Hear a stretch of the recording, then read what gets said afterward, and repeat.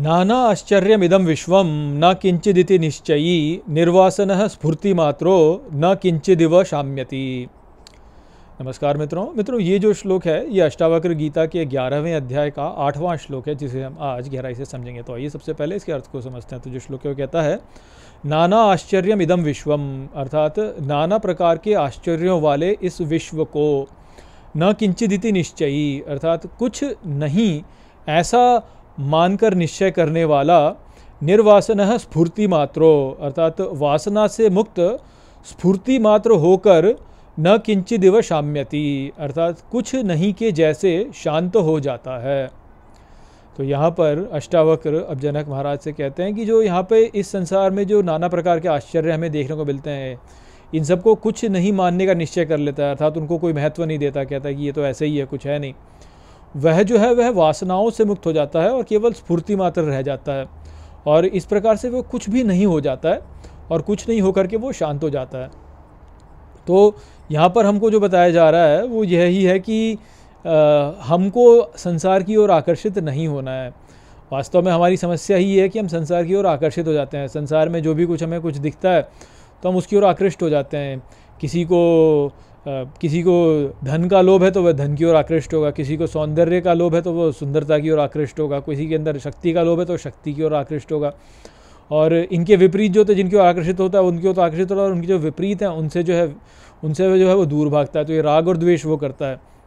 अच्छा स्वादिष्ट भोजन दिख जाए तो उसकी ओर आकर्षण, कोई बढ़िया सी कोई फिल्म देखने को मिल जाए तो उसकी ओर आकर्षण, कोई सुंदर चित्र देखने को मिल जाए तो उसकी ओर आकर्षण। तो ये सभी जो आश्चर्य यहाँ पर हैं, इन सब की ओर आकृष्ट होने वाला व्यक्ति जो होता है वह सदा जो है वह अपने आप को केंद्रित नहीं कर पाता कि वो अपने आप को केंद्रित करके स्वयं को शांत कर सके। किंतु जो इन सब से ऊपर उठ जाता है और जान जाता है कि इसमें कुछ रखा नहीं है, ये थोड़े समय के लिए फिर चला जाएगा। जैसे कोई सुंदर पुष्प है, जब हम देखते हैं उस समय तो बड़ा सुंदर लगता है, किंतु कुछ ही दिनों में जो है उसकी सुंदरता नष्ट हो जाती है, कुछ भी नहीं रहता। तो ठीक इसी प्रकार से इस संसार में भी जो भी यहाँ के आश्चर्य हैं वह कुछ समय के लिए तो है, परंतु उसके पश्चात जो है सब जो है ऐसी धूमिल हो जाएंगे। मान लीजिए आपने बहुत बढ़िया घर बना लिया अपना, आपने बहुत अच्छे उसमें जो है साधन लगा लिए, परंतु धीरे धीरे वह सब जो है नष्ट हो जाएंगे, या आप उनका उपयोग करेंगे तो आपके लिए उनका कोई महत्व ही नहीं रहेगा, आप उनके अभ्यस्त हो जाएंगे, फिर आप कुछ नए आश्चर्य की ओर चले जाएंगे। मान लीजिए कि आपने जो है आपको कुछ किसी खेल खेलने का जो है आपको कुछ चढ़ा, तो अब आप जो है वो खेल खेल रहे हैं, कुछ समय तक खेलेंगे, उसके पश्चात जो है आप उससे ऊब जाएंगे, फिर बोलेंगे यार अब तो इसको नहीं खेलना, अब तो इससे हम तो बोर हो गए, हम तो कुछ और करेंगे। तो ऐसे यहाँ पे तो आश्चर्य चलते रहते हैं। उन आश्चर्यों में यदि हम पड़े रहेंगे तो हम अपना जो हमारा लक्ष्य है उसको कैसे प्राप्त करेंगे, उसको तो हम प्राप्त ही नहीं कर पाएंगे। बस इन आश्चर्यों में फंसे रह जाएंगे, कभी इधर कभी उधर, कभी इधर कभी उधर। आज ये बढ़िया खाना खा लो, कल वहाँ पार्टी कर लो, अगले दिन जो है हमको यहाँ पे जाना है, इधर घूमने जाना है, फिर जो है वहाँ पे कोई फंक्शन हो रहा है वहाँ जाना है, किसी की शादी में जाना है, किसी के बर्थडे में जाना है, और कभी कोई नई फिल्म आ रही तो वो देखने चले जाओ। तो बस इन्हीं चक्करों में व्यक्ति पड़ा रहता है, सारे आश्चर्य जो है।